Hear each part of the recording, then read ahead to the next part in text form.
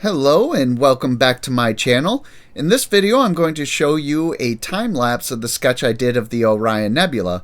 This was done on December 28th of 2019 and it is the third sketch I did on that night.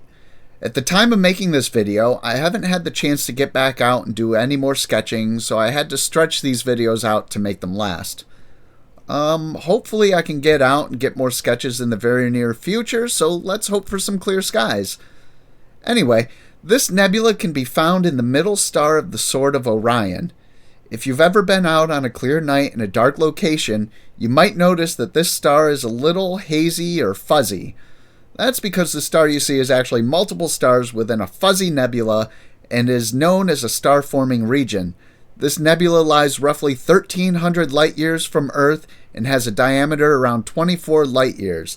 There's a grouping of 4 stars within it known as the trapezium, which are young, astronomically speaking, hot stars which illuminate the nebula we see. So let's get into the sketch here.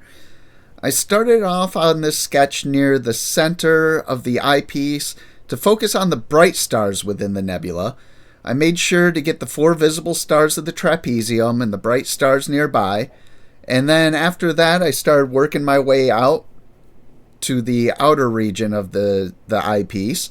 One thing that isn't really noticeable in the time-lapse is how much time I spend going between the eyepiece and the paper to make sure I place the stars in the proper place.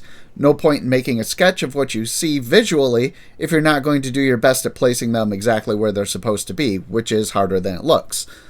Also, because I'm using what's called a 90-degree star diagonal, this image is a mirror view of its actual orientation to us. So if you're trying to line up what I sketched to another image and it looks like it's mirrored, that's because it is. One of the things that most people expect when they look through an eyepiece of a telescope is to see all those wisps and colors that you see in images from the Hubble Space Telescope images.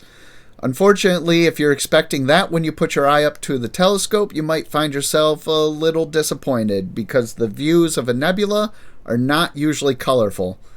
A lot of times what you really see with your eye is a faint fuzzy object that looks like a cloud or even a smudge on the night sky. I think it's important for anyone new to the hobby to understand that you won't see those extreme colors you typically see online.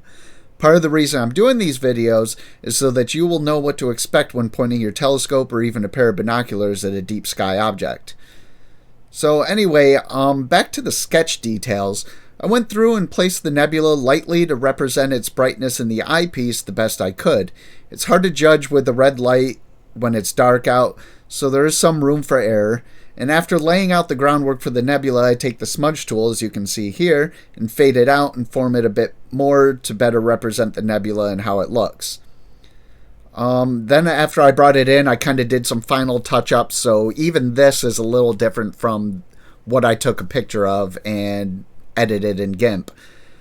So that's pretty much it, and I thank you very much for taking the time to watch this, and I hope it's helpful to anyone planning to do visual astronomy or giving astronomy sketching a try. If you enjoyed this video, please take a second to like and subscribe if you haven't already, and I thank you very much, and I will see you on the next video.